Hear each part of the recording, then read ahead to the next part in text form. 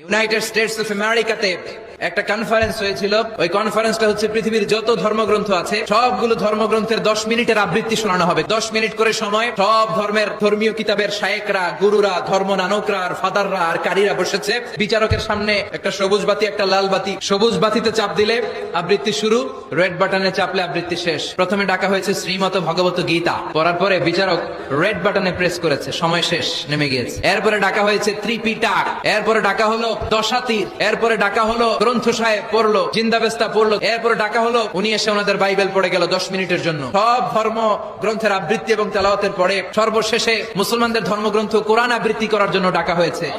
এসেছে মিশরের কারি আব্দুল বাসিত ইবনে আব্দুস সামাদ, পাতলা একটা চাদর আর জুব্বা পরে চলে এসেছে মাইকের সামনে, এসে আউযু বিল্লাহি মিনাশ শাইতানির রাজীম বলে টান দিয়েছে। উনি সূরা ফাতিহা পড়তে সময় নিয়ে নিয়েছে 13 মিনিট।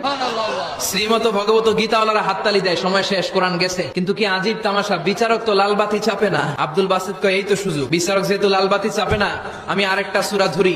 উনি কোরআনের সবচেয়ে সুন্দর সূরা সূরা আর রহমান তেলাওয়াত শুরু করলেন।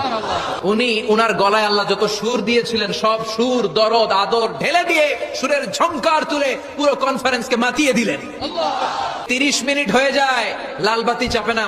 এদিকে অর্গানাইজিং কমিটির প্রধান চেয়ার থেকে উঠে এসে বিচারকের গায়ে ধাক্কা দিয়ে বলে, এই ম্যান, লাল বাতি চাপুস না কেন?